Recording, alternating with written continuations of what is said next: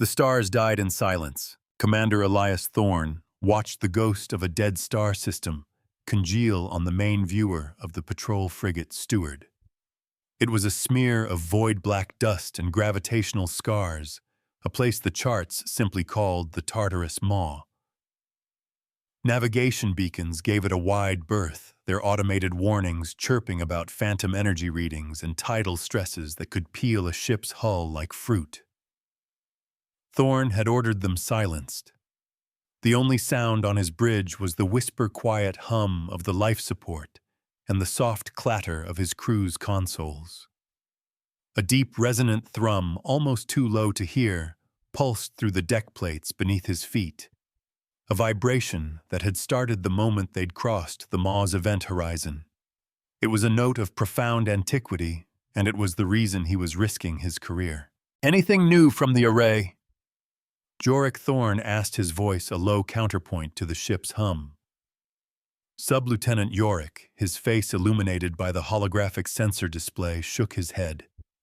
His fingers danced across the interface, coaxing data from the void. "Still the same, sir. A single coherent energy signature buried under layers of chaotic background radiation. It's not natural. The waveform is too deliberate." Before them, a faint sigil of light shimmered within the sensor ghost, an impossible shape of interlocking rings and perfect lines, sleeping in the heart of the system's ruins. They were not alone in hearing the song. Commander Lieutenant Ava Rostova's voice was sharp, cutting through the quiet awe. She ran the tactical station with a pragmatist's unflinching gaze. "We have inbound contacts. Multiple. No transponders running dark. They just lit their drives for a hard burn." On the tactical display, a cluster of angry red icons bloomed at the system's edge. They were moving fast, their trajectories converging on the same point as the Steward.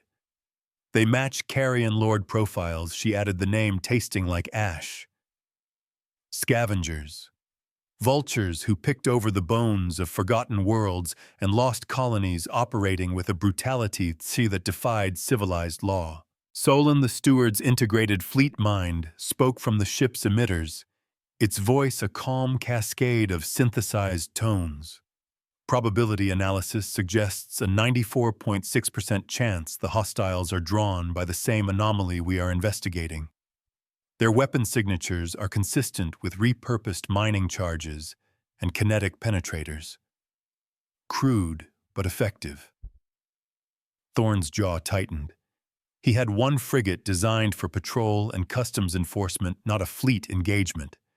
His mission was to investigate, to understand. Theirs was to smash, grab, and profit.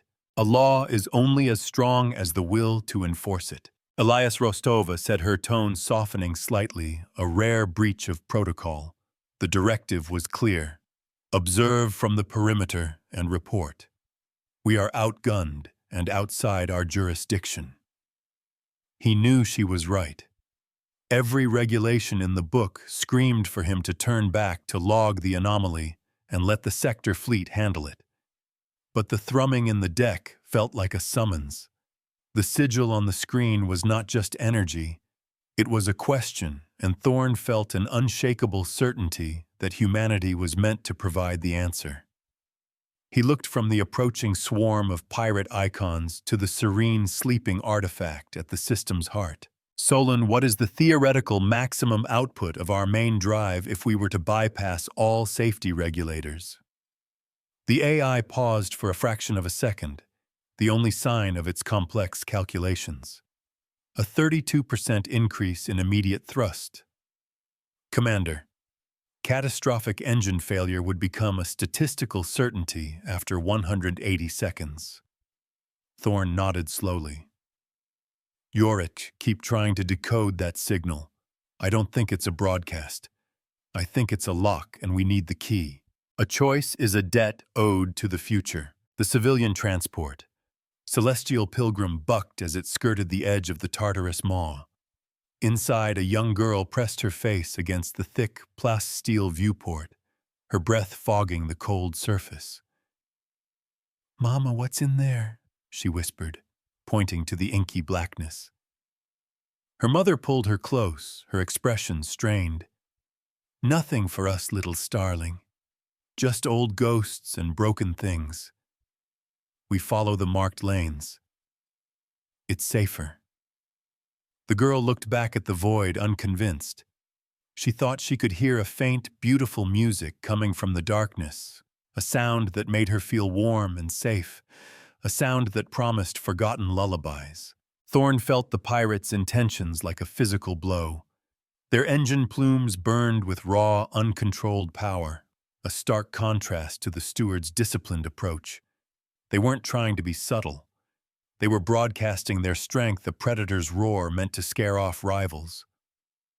He watched their vectors resolve on his tactical display. They were ignoring his frigate completely, their greed fixed solely on the prize at the system's core. This was not a fight. It was a race to see who would lay hands on the sleeping Titan first. Their greed was a key of a different sort. "They're launching preliminary scans," Jorik reported, his voice tight. "Brute force decryption pulses. It's like they're trying to kick down a door made of solid diamond." The sigil on the main screen flickered, disturbed by the pirates' crude attempts. The ambient thrumming in the ship intensified for a moment, a note of dissonance that made Thorn's teeth ache. The artifact was reacting. It was aware. "Solon, are those pulses having any effect?" "Negative, Commander," the AI replied. "The artifact's energy field is self-hardening. Each failed attempt to penetrate it increases its resilience exponentially. However, the pirates' scans are providing us with valuable data regarding the field's composition." A cascade of equations flooded Yorika's console. He stared at it, his eyes widening. "Sir, Solon is right. This isn't just a signal. It's a formal system of logic. A mathematical proof." He looked up at Thorn, a spark of manic genius in his gaze. "It's asking a question about resource allocation in a closed system with multiple competing actors. It wants an ethical solution. A mirror shows only what is presented." Thorn felt a profound sense of clarity wash over him. This wasn't a weapon waiting to be activated. It was a gate waiting for the worthy. The Carrion Lords, with their philosophy of smash and grab, would never find the answer. They were functionally incapable of conceiving it. Their greed was their own undoing. "They think it's a treasure chest," Thorn murmured, "and they've brought nothing but crowbars." He turned to his young communications officer. "Jorik, you and Solon have the helm. Solve that equation. Give it the answer it's waiting for." Rostova's expression was a mixture of disbelief and dawning respect. "Commander, what do you expect to happen?" she asked. "The most elegant equation in the universe isn't going to stop a spread of kinetic torpedoes." Thorn's eyes were fixed on the shimmering sigil on the promise held within its perfect alien geometry. He could feel the weight of history in that hum, a legacy left behind by ancestors who had faced their own set of pirates and chosen a different path. A legacy is a burden the wise agree to carry. "It will if the lock isn't on a weapon," Thorn replied, his voice resonating with newfound conviction. "But on a judge." The Carrion Lord flagship, a grotesquely modified asteroid hauler named the Grave Maw, fired a volley of heavy plasma charges. They were not aimed at the steward, but at the artifact, another crude attempt to force the issue. The bolts of incandescent energy streaked across the void, brilliant and violent, but they never arrived. Meters from the shimmering energy field, they simply vanished. There was no explosion, no flare of deflected energy. They were just gone. And the hum in the steward's deck plates deepened into a resonant chord. The ledger had begun its count. Jorik worked with a feverish intensity, his fingers a blur over the console. Solon's synthesized voice was a constant stream in his ear, feeding him variables, running simulations, and highlighting logical fallacies. The equation was a monster, a sprawling fractal of ethics and game theory. It posed scenarios of famine, of war, of first contact, of resource depletion. At every turn, the easy answers, hoarding deception, preemptive strikes, led to a logical collapse, a null set. The proof demanded a solution that created stability and minimized suffering, not one that maximized gain for a single party. It demanded a law. "I'm getting close," Commander Jorek said, sweat beading on his forehead. "The final variable. It requires a statement of intent, a declaration. It's not just about the math, it's about the principle behind it." Thorn understood. The artifact didn't just want the right answer. It wanted to know they understood why it was the right answer. It was a test of character, not just of intellect. A test for all of humanity with his small crew as its proxy. "Transmit this," Thorn said, his voice clear and steady. "On behalf of the Terran Concord, we claim no ownership. We seek no control. We offer only stewardship in service of the precedent this artifact represents. Our intent is to learn to preserve and to defend the principle of law that embodies. A promise is the first payment on a debt of honor." Jorek's fingers flew one last time. The data stream containing their solution and Thorn's declaration shot from the steward's comms array. It was a whisper against the pirate's roar, a single complex thought against a barrage of mindless violence. For a moment, nothing happened. The Carrion Lords, emboldened by the artifact's seeming passivity, began to advance again, their ships forming a crude attack wing. Rostova's hands hovered over her tactical controls, her knuckles white. "Commander." Then the universe held its breath. The hum stopped. The sigil of light at the system's heart pulsed once, a brilliant, blinding white that washed out all the stars. A wave of pure information, harmless but impossibly vast, washed over the steward. It was a feeling of welcome, of acknowledgement. It was the click of a lock, millennia old, finally turning. The energy field dissolved not with a bang, but with the silent grace of a curtain being drawn. It revealed the artifact, the source of the hum, the architect of the sigil. It was a ship. Its scale was an act of judgment. It was impossibly vast, a construct of crystalline light-absorbing armor and what looked like solidified geometry. Its hull was a lattice of perfect angles and sweeping curves, utterly alien, and yet resonating with a core Terran design philosophy taken to its theoretical extreme.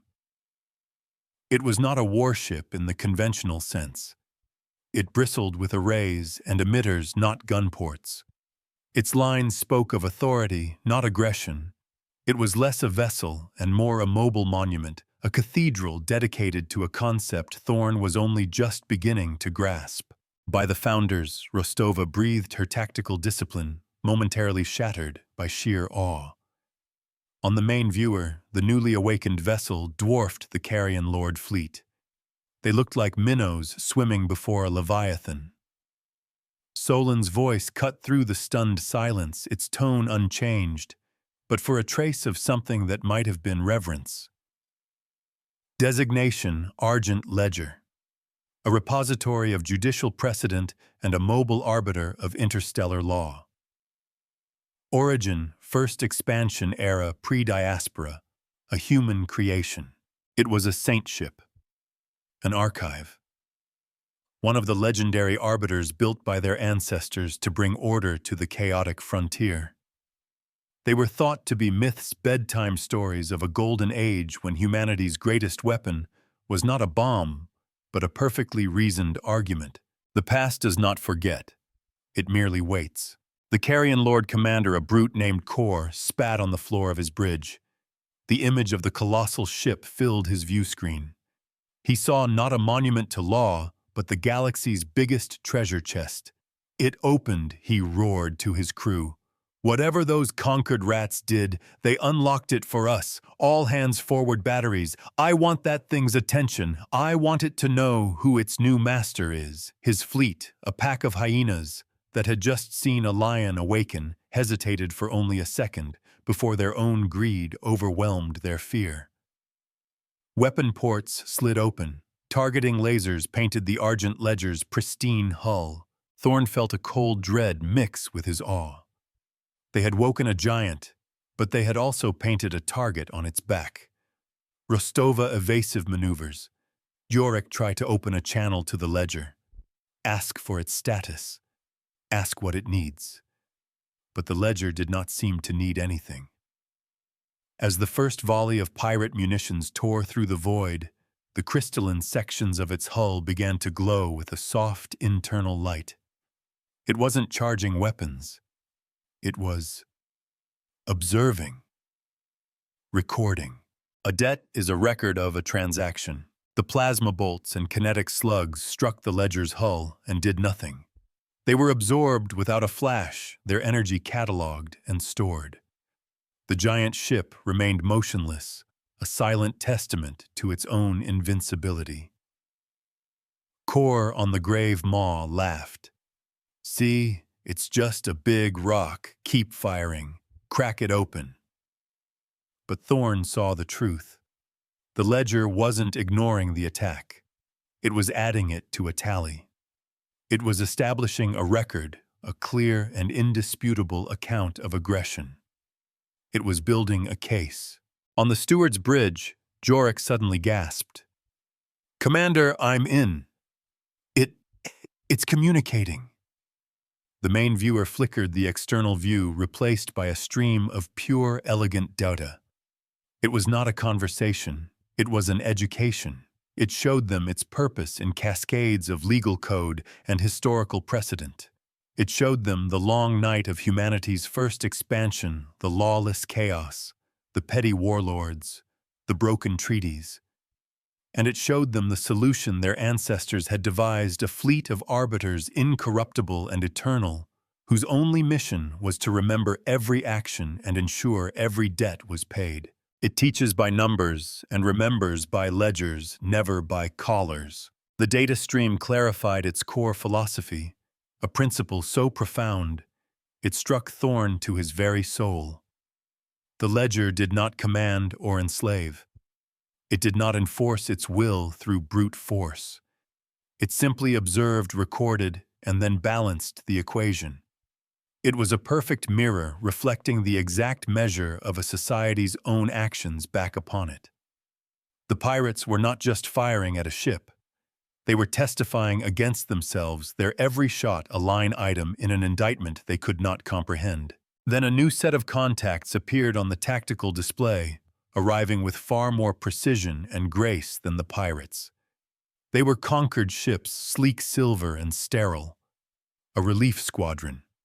But their transponders identified them as belonging to the Abacus Covenant, an internal faction within the Concord, known for its rigid, almost fanatical devotion to the letter of the law, often at the expense of its spirit. Their lead cruiser, the Abacus Inevitable, hailed them. The law can be a shield or a cage. An image of Prefect Valerius appeared on Thorn's screen. His face was severe, his uniform immaculate. He looked like a man who had never once in his life colored outside the lines. Commander Thorn Valerius said, his voice devoid of warmth. "You are in violation of a direct order to remain at the system's perimeter. You have interfered with a pre-contact artifact of immense significance. By the authority of the Abacus Covenant, you are to stand down. We will take custody of the asset." He didn't call it the Argent Ledger. He called it an asset. A thing to be secured, controlled, and filed away. Thorn felt a new kind of chill. The Carrion Lords were a physical threat, a storm of chaotic violence. But Valerius and the Covenant were an existential one. They would not seek to understand the ledger. They would seek to possess it, to turn its profound purpose into another tool of rigid, unthinking control. They were the other side of the same coin as the pirates, one driven by lawless greed, the other by loveless order. Prefect Thorn replied, choosing his words carefully. "This asset is an active sentient vessel of first expansion origin. It is an arbiter. It is not something to be taken into custody. Valerius's eyes narrowed. Your romantic notions are irrelevant, Commander. It is a piece of technology, a powerful one, and it will be brought under proper Concord authority, our authority. Power that is not controlled is a liability. Stand down or you will be charged with insurrection. A rule without wisdom is a weapon of fools. Aboard the Carrion Lord vessel Scrapjaw, a grizzled gunner watched the Concord fleet arrive. Well, slag, he muttered to his crewmate. Now the tax collectors are here. Think the boss will cut and run. His partner, a younger man with hungry eyes, shook his head, a feral grin on his face. Nah, the boss sees them as competition. Besides, look at that big prize. There's enough salvage there for every scavenger in the sector to retire. He's not leaving. The gunner sighed and ran a diagnostic on his weapon system. The allure of the ultimate score was a powerful motivator, stronger even than the fear of a Concord battle fleet. It was going to be a messy day. The Argent Ledger, silent and immense, floated between the three fleets, the chaotic pirates, the rigid legalists, and Thorn's lone frigate. It had not moved. It had not fired a shot. But its presence had warped the fabric of the system, drawing in the worst aspects of the present to challenge the best ideals of the past. Thorn felt like a fulcrum, the point on which an immense lever was about to turn. His decision now would not just determine the fate of his crew or even the Ledger. It would set a precedent. The Ledger was watching. It was waiting for him to make his case. The silence of a judge is a testament to his patience. Cor the Carrion Lord Commander saw the standoff as an opportunity. While the Peacock's posture we strike, he bellowed. Target the newcomer's lead ship. Let them know the maw belongs to us. The pirate fleet, obeying its master's crude cunning, retargeted. A fresh volley of torpedoes and plasma erupted from their bows, streaking not toward the Ledger, but toward Prefect Valerius's flagship. It was a classic scavenger tactic: set your enemies against each other and pick through the wreckage. Valerius was not amused. Incompetent savages, he hissed. Tactical return fire. Sanction these pirates with extreme prejudice. Commander Thorn, I will deal with you after the trash has been disposed of. The Abacus Covenant fleet moved with chilling efficiency. Their weapon ports opened their targeting systems, locking onto the Carrion Lords. The void was about to erupt into a brutal, pointless firefight, a chaotic brawl over a prize neither side truly understood, and the Ledger would be caught in the middle. Thorn knew he had only one chance. Brute force was not the answer. Deception was not the answer. The Ledger itself had taught him that. The answer had to be the law. An act of faith is the highest form of logic. Yorick Thorn commanded, his voice ringing with authority. Get me the Ledger. Now! The young officer's hands flew, reopening the data channel. I'm connected, sir. It's asking for my designation. Tell it, Thorn said, never taking his eyes off the unfolding chaos. Designation, counsel for the defense, and for the prosecution. He took a deep breath. Solon, I need every article of the Intersystem Concordance on piracy salvage rights and the protocols for handling sentient artificials of unknown capability. Cross-reference them with first expansion precedents if the Ledger's database has them. Acknowledged, the AI replied. Compiling now. The probability of Prefect Valerius accepting any legal argument you make is less than 0.1%. I'm not making the argument to Valerius, Thorn said. I'm making it to the court. He turned to Rostova. Eva, bring our shields to full. Set a course between the Covenant and the pirates. Do not under any circumstances power our weapons. Rostova stared at him, her expression grim. Sir, that's a suicide run. No, Thorn countered, a faint, determined smile on his lips. It's a legal maneuver. The most powerful shield is a clear conscience. As the steward moved, positioning itself in the suicidal no man's land, between the two fleets, Thorn broadcast his voice across all channels, his words cutting through the pre-battle chatter. This is Commander Elias Thorn of the Concord Frigate Steward. I am formally invoking Article 7 of the Concordance, the right of Arbiter's Ward.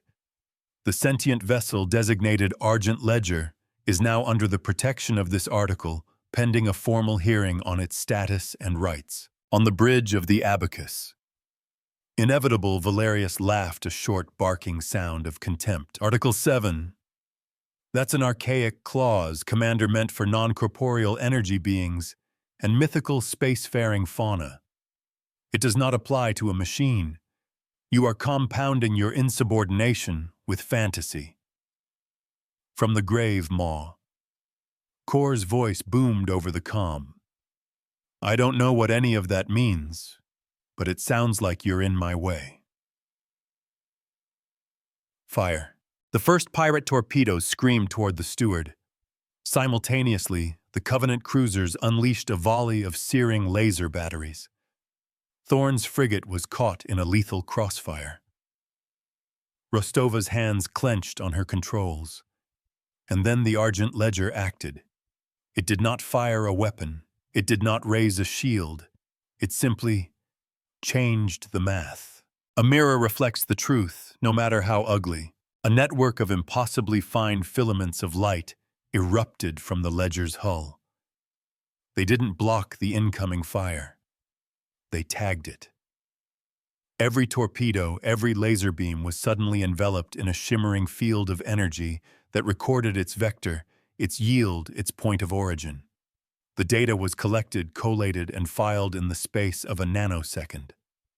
Then, from another part of the Ledger's vast hull, an identical set of energy filaments shot out, connecting to the ruins of the system's old Dyson ring.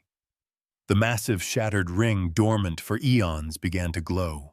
The pirate torpedoes and Covenant lasers passed harmlessly through the space where the steward was. They had been shifted, their trajectories bent by a subtle, localized distortion of space-time. But that was not the Ledger's true response. The real response was happening at the Dyson ring. Using the captured energy profiles of the attacks, the Argent Ledger began to replicate them. Not with warheads or energy charges, but as perfect, harmless facsimiles made of hard light and contained energy. For every torpedo the Carrion Lords had fired, an identical phantom torpedo glowing with cold light was launched from the Dyson ring. For every laser the Covenant had fired, an identical phantom laser, just as bright and just as terrifying, was fired from another section. The Ledger was not attacking. It was presenting evidence. It was holding up a mirror. Their own violence was the verdict. The phantom munitions were vectored with perfect precision. They screamed back toward their originators. On the bridges of the pirate and Covenant fleets, chaos erupted. Alarms blared. Tactical officers screamed warnings of incoming fire. For a terrifying few seconds, both fleets believed they were being annihilated by a foe of unimaginable power. They braced for impacts that never came. The hard light copies passed harmlessly through their hulls, bathing their bridges in an ethereal glow, a silent accusation. Prefect Valerius stared, his composure finally cracking, as a perfect replica of his own ship's main battery fire washed over his vessel. He could see the terror on his crew's faces, reflected in the ghostly light. Kor, on the grave maw, was bellowing orders to fire again, his rage and confusion making him reckless. But his gunnery crews were frozen, watching their own torpedoes reborn as silent accusers phased through their stations. The Argent Ledger had not caused a single point of damage. It had not violated its own core principle. But it had neutralized both fleets more effectively than 1,000 warships.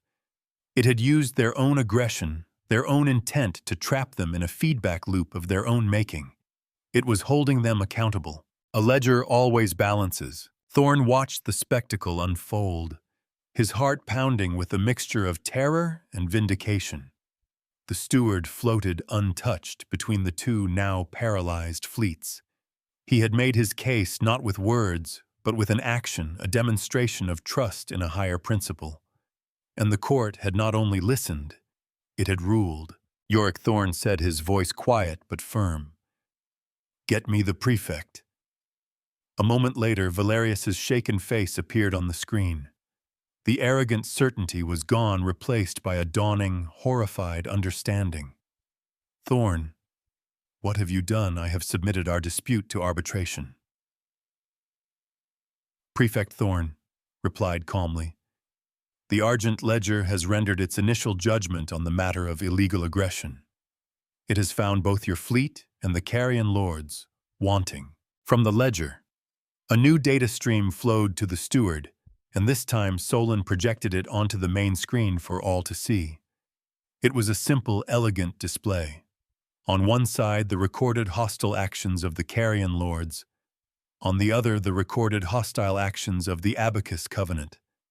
And in the center, the steward's single declared action, the invocation of law and the offer of stewardship. It was a cosmic tally sheet, clear and undeniable. The truth is the only weapon that grows stronger when given away. The ledger was not finished. A new set of energy fields bloomed from its hull, but these were different. They were not for replication. They began to gently, but inexorably, push the paralyzed fleets. The Carrion Lord ships were being herded together, their engines and weapon systems dampened by a subtle frequency that interfered with their crude power conduits. The Abacus Covenant ships were being similarly contained, their own precise energy signatures mirrored back at them, preventing any coordinated action. They were not prisoners. They were being placed in contempt of court. "It is quarantining them," Rostova said, her voice filled with disbelief. "It's treating a fleet engagement like a legal dispute." "That's exactly what it is," Thorn affirmed. The ledger was a product of an era that understood that the only way to end cycles of violence was to subject them to a higher impartial standard. It did not destroy its enemies. It taught them the consequences of their choices in a language they could not ignore. It was the ultimate expression of lawful power. A hard light projection shimmered into existence on the steward's bridge. It was not a person, but a symbol, the same intricate, interlocking sigil they had first seen on their sensors. It pulsed with a calm blue light. A simple query appeared below it in translated text. "Precedent. Hostile actions have been countered and recorded. Disposition of aggressors is now required. Council will provide recommendation." Thorn looked at the two fleets, one motivated by chaos, the other by tyranny. He looked at the ancient, magnificent arbiter that had entrusted him with this decision. His recommendation would become the next line item in a ledger that had been sleeping for millennia. It would be the first precedent of a new age. The weight of that choice settled on his shoulders, heavy and absolute. The debt of the present is paid to the future. He stood on the fulcrum of history, with the ghosts of his ancestors at his back. And the future of interstellar law spread before him on a tactical display. Rostova and Yorick watched him, their faces tense. Even Solon's synthesized hum seemed to hold a questioning note. The Argent Ledger waited, its simple query hanging in the void, a request of cosmic significance delivered with the dispassionate clarity of a court clerk. Thorn knew his answer could not be born of anger or vengeance. That was the language of Kor and Valerius. The ledger demanded a higher tongue. "Solon, display the core tenets of concord, restorative justice," Thorn commanded, his voice steady. A list of legal principles scrolled into view on a secondary screen: restitution, rehabilitation, reconciliation. Ideals often lost in the cold calculus of punitive action. And now Thorn continued cross-reference the material composition of the damaged Dyson ring with the known salvage manifest of a typical Carrion Lord fleet. The AI processed the request instantly. Analysis complete. The pirates' vessels contain a 78% correlation of the raw materials and fabricator-grade alloys required for basic structural repair of the ring's primary stabilizers. A reckoning is a repair, not a retribution. Thorn turned his gaze from the data to the hard-light sigil of the ledger. My recommendation is as follows. He broadcast his words of formal declaration to the ancient machine. The aggressors' designated carrion lords will not be destroyed. Their violent potential will be rendered inert. They will be tasked with the primary repair of the Tartarus Maw's Dyson ring, restoring the system's gravitational balancers. Their debt incurred through an act of violent acquisition will be paid through an act of communal restoration. He paused, letting the weight of the pronouncement settle. Then he addressed the second fleet. The aggressors of the Abacus Covenant will also not be harmed. Their attempt to seize control through rigid dogma will be countered with education. They will be compelled to bear witness to the restoration project. They will log every action chronicle, every repair, and compile a formal treatise on the practical application of restorative justice for submission to the conquered archives. They sought to be the enforcers of the law. They will first become its students. The purpose of a lesson is to be learned. For a long moment, the system remained silent and still. Thorn felt the sweat on his palms. He had offered a solution that punished no one yet held everyone accountable. It was a gambit, a leap of faith, based on the slivers of philosophy the ledger had shown him. On the bridge of the Abacus Inevitable Prefect, Valerius stared at his screen in sputtering disbelief. "He's insane," he whispered to his second-in-command. "That is not justice. It is social work." From the grave maw, Kor's roar of fury echoed over the comms. "Repair, I am a lord of ruin, not a mechanic. I will see him in the void's hell before I raise a single rivet for his cause." Then the ledger rendered its verdict. Recommendation accepted. Precedent, restitution over retaliation. Enforcement protocols engaged. The quarantine fields around the two fleets shifted. The energy dampening the pirate ship's weapons was retuned, now gently suppressing their propulsion systems beyond the immediate vicinity of the Dyson ring. Simultaneously, a flood of impossibly detailed engineering schematics was projected directly into their navigation and engineering consoles. They were given a task, a blueprint, and the silent, unyielding instruction to begin. Resistance was not met with violence, but with simple, logical impotence. Their ships would not function for any other purpose. The Abacus Covenant fleet found their weapon systems similarly pacified. But instead of schematics, their log and archive systems were activated remotely. Every sensor on every one of their ships was slaved to the repair project, their displays filled with engineering readouts, material stress analyses, and progress trackers. A single file was opened on their master archive, its title stark and unchangeable, a compendium of lawful restoration mandated by the Argent Ledger. They were not prisoners. They were scribes forced to document a philosophy they had openly scorned. A cage of duty is more secure than one of steel. Rostova let out a breath she didn't realize she'd been holding. "It actually worked," she murmured, a note of profound wonder in her voice. It turned 2 enemy fleets into a construction crew and a team of court reporters. Thorn nodded, his shoulders slumping slightly as the tension drained from him. He felt the exhaustion of a man who had just argued a case for the soul of his civilization and against all odds won the first motion. The cost, however, was already becoming apparent. A red icon blinked on his console, an incoming priority message from Conquered High Command, routed through Valerius's superiors. He was no longer just a patrol commander.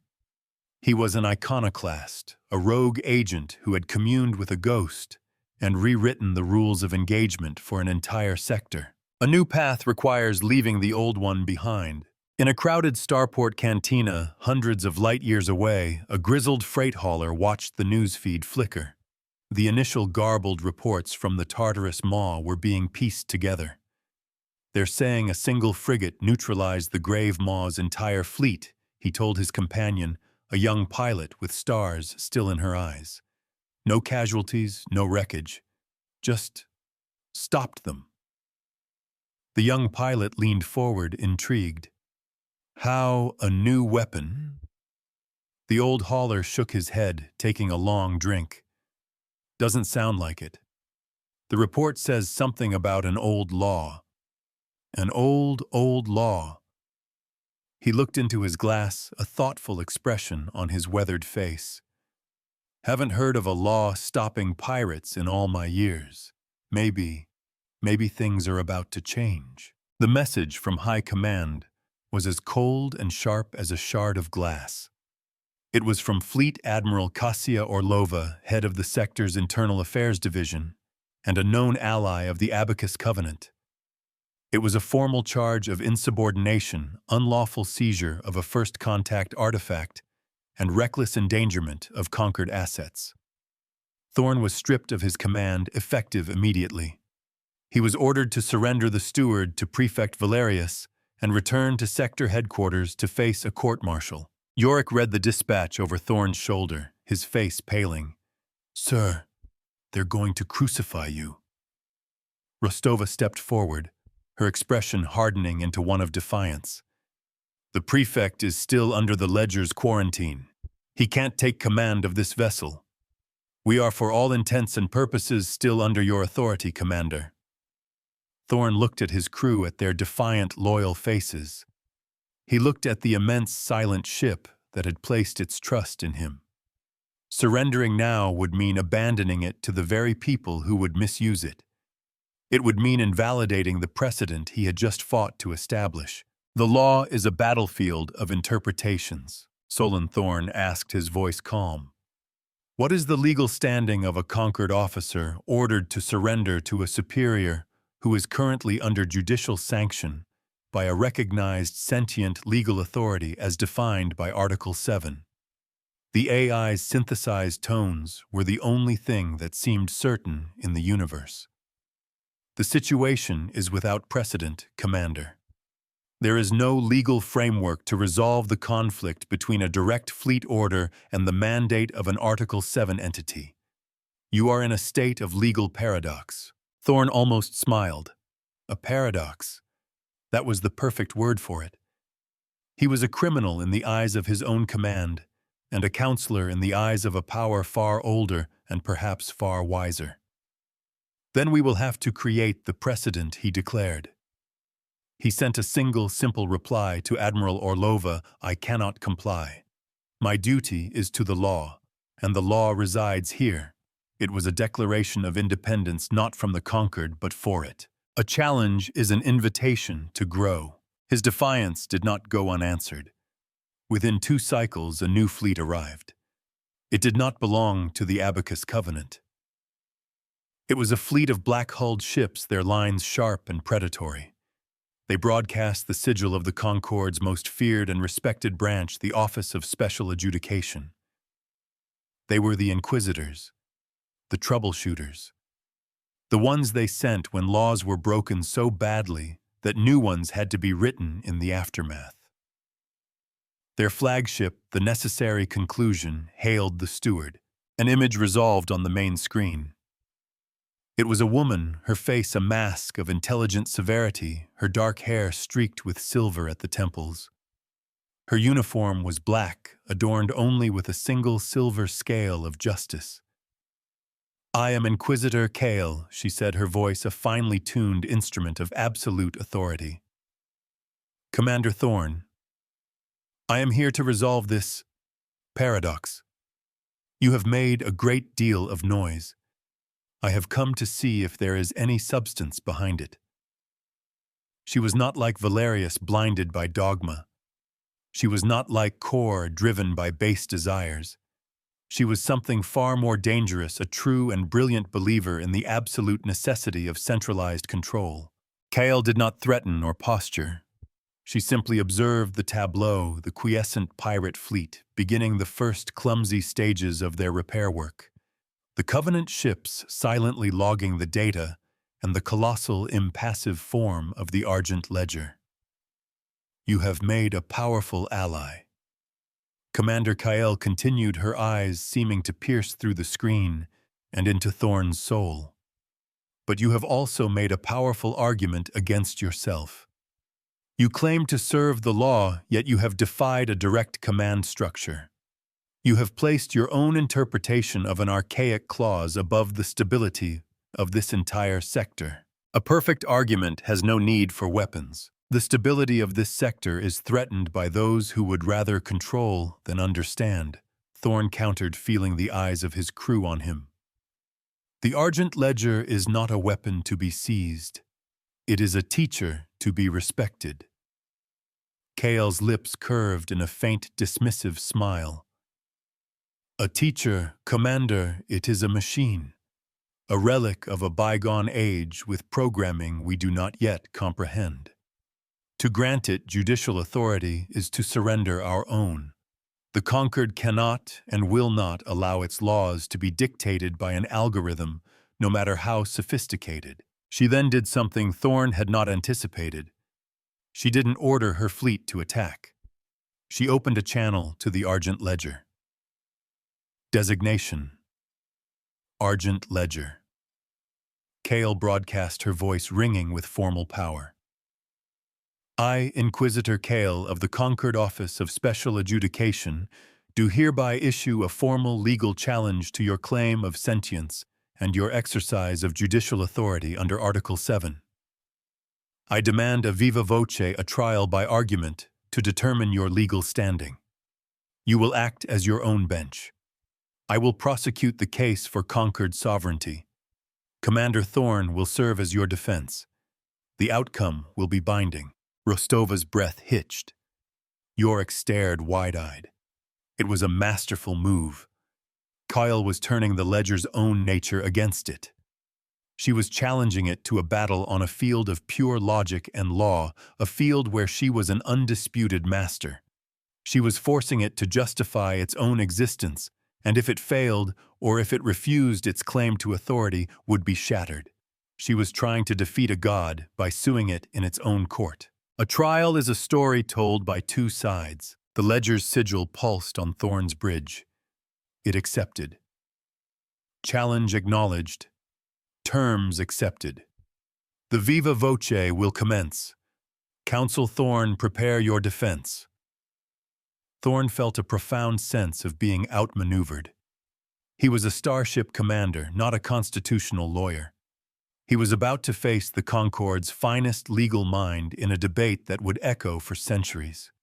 His only evidence was a gut feeling, a series of powerful but esoteric experiences, and the cryptic wisdom of the very client whose life he was now defending. Solon, I need everything the ledger has shown us, Thorn said, his mind racing. History, precedents, legal philosophy. I need to understand the minds of its creators. Yorick was already at his console interfacing with the ledger's data stream. It's opening its archives to us, sir. Fully. It's beautiful.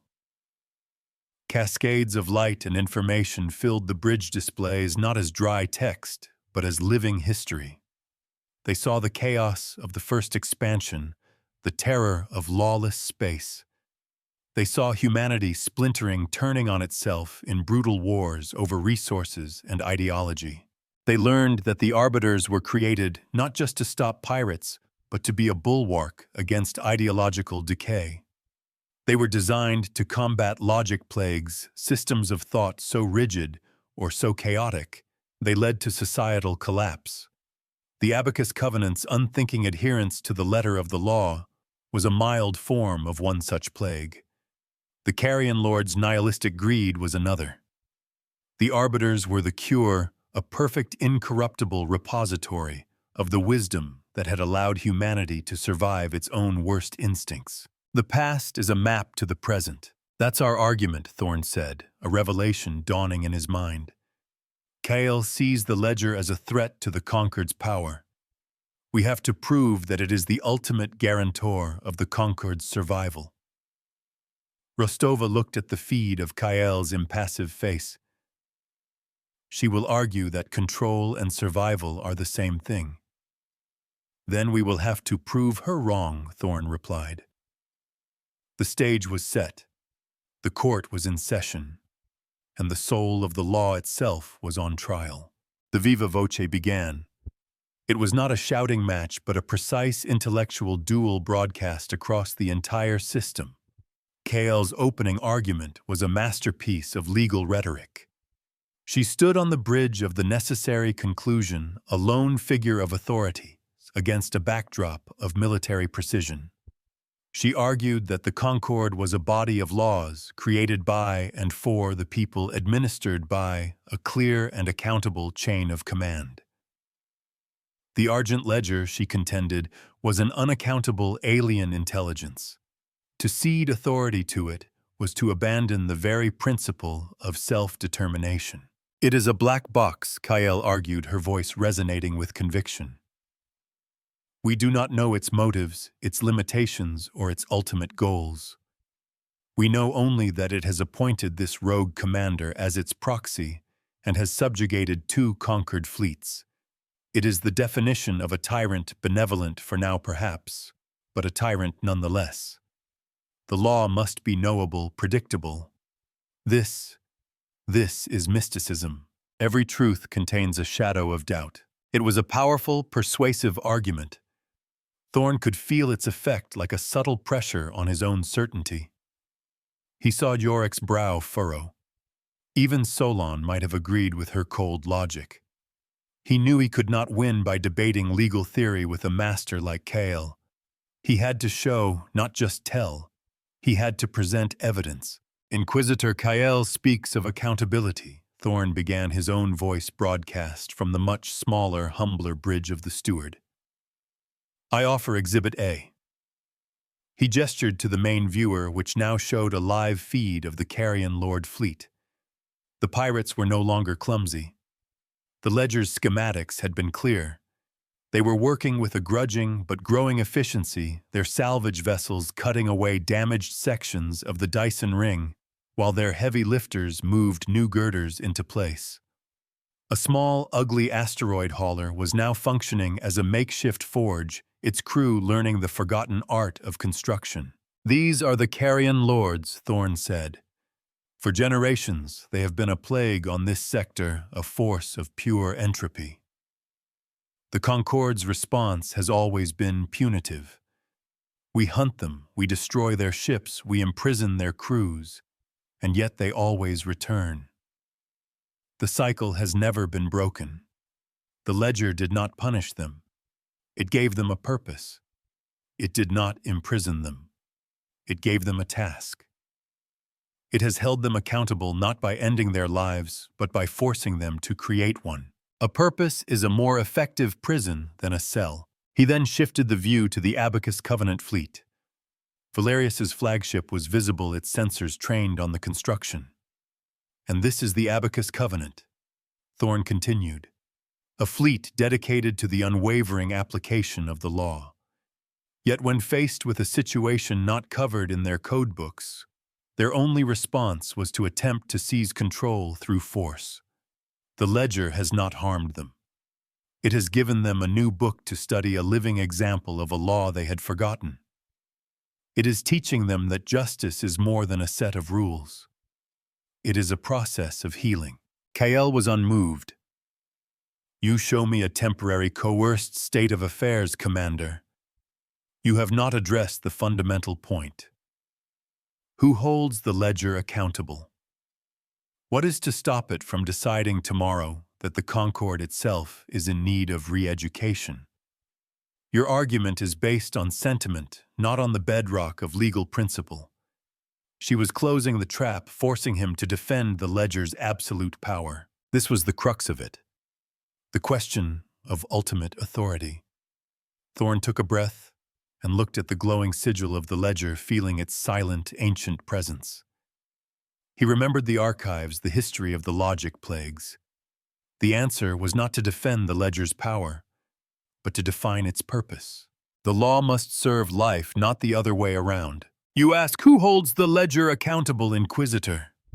Thorn said, his voice ringing with a clarity he had not known he possessed. The answer is we do. The ledger does not rule. It responds. It did nothing until we arrived. It did nothing until the Carrion Lords attacked.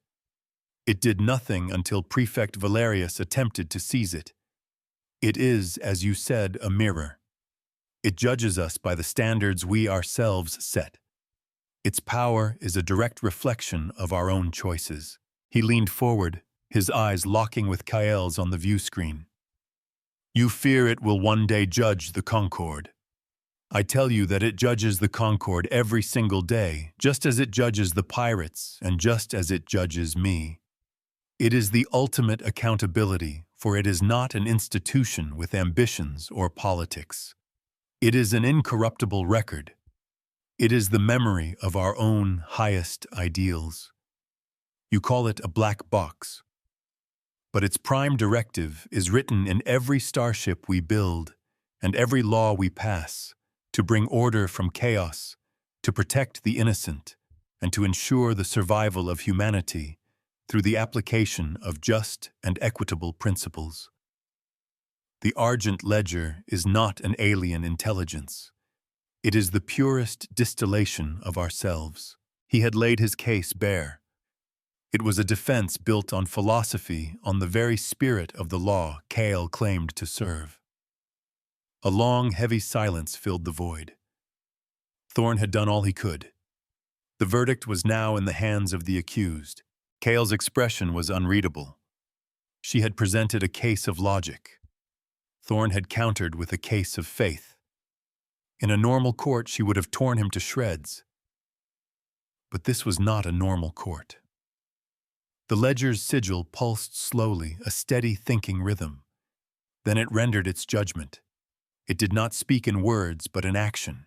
A perfect law is self-evident. The quarantine field around Kael's fleet, the inquisitors of the Office of Special Adjudication, dissolved.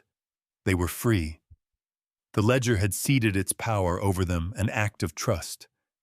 But the fields around the Carrion Lords and the Abacus Covenant remained firmly in place. Their lesson was not yet complete. Then a new message appeared, broadcast on all channels, translated from the ledger's own impossibly dense language of logic and law. Judgment on the Viva Vox. The Concord as a body of law remains sovereign. Its agents, when acting in accordance with its core principles, will not be impeded. However, when its agents act in a manner contrary to those principles through unlawful aggression or the perversion of justice for the sake of control, they forfeit that sovereignty.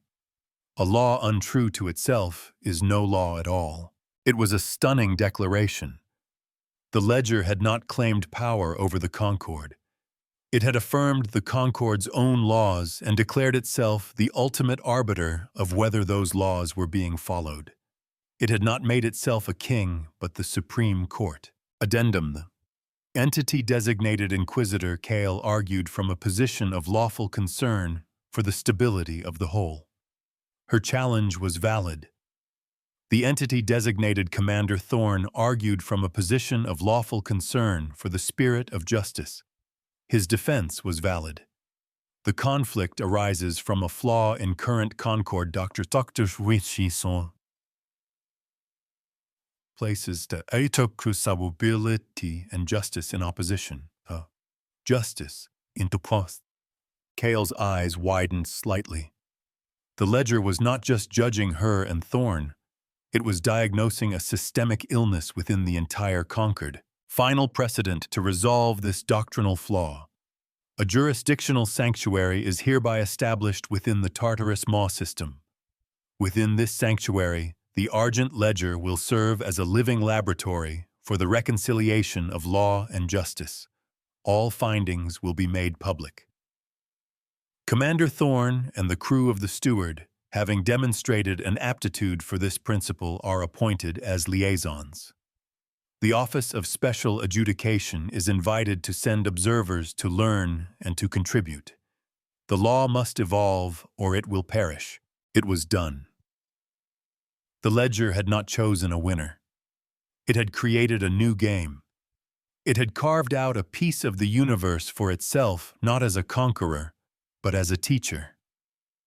It had established the ultimate precedent that it was here to help, not to rule. Thorn felt the weight of his old life fall away, replaced by the impossible gravity of a new and vital purpose. His career in the Concord Fleet was over. His work as the first student and steward of the Argent Ledger had just begun. He had won, but the cost was his entire world. The victory was a new and much heavier burden. The bridge of the steward was silent, the crew absorbing the sheer scale of what had just transpired. Rostova finally broke the silence, her voice soft with an emotion Thorn had never heard from her before. So, what now? Commander, or should I say, liaison. Thorn looked at the Argent Ledger, its vast crystalline hull seeming to catch the light of a distant nebula. He looked at the pirates turned engineers and the legalists turned students. He looked at the silent watching ships of the Inquisition.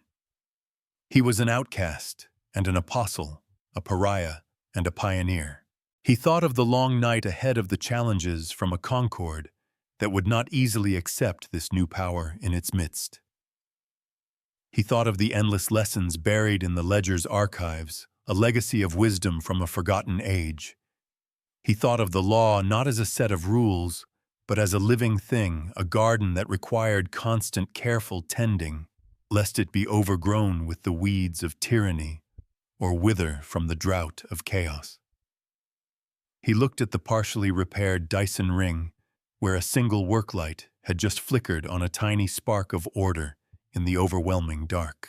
The work of justice is never truly finished. The Ledger's account was now open.